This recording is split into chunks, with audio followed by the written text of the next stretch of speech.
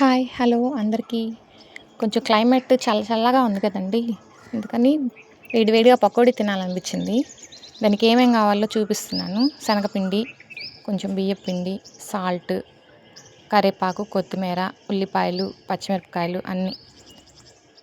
ఇలా ఒక బౌల్లోకి తీసుకొని శనగపిండి, బియ్యపు పిండి, కారం, ఉప్పు, కొంచెం గరం మసాలా పొడి వేసాను నేను, జీలకర్ర అన్నీ వేసి మిక్స్ చేశాను. ఉల్లిపాయలు అవి వేయాలి.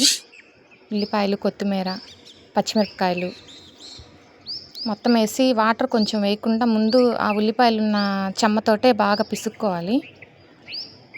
ఇదిగోండి వీడియోలో చూపిస్తున్నాను కదా అలాగా.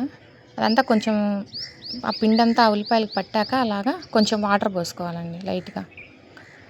మరీ ఎక్కువ పోస్తే జార్ అయిపోతుంది. కొంచెం పోసుకొని అలా పిసుక్కోవాలి. బాండల్లో నూనె కాగింది. ఇదిగోండి అలా తీసి కొంచెం విడివిడిగా అలా చల్లుకుంటూ వేసుకోవాలి. వేడి పకోడీ రెడీ అయింది. వీడియో నచ్చితే like, share, subscribe. Thank you.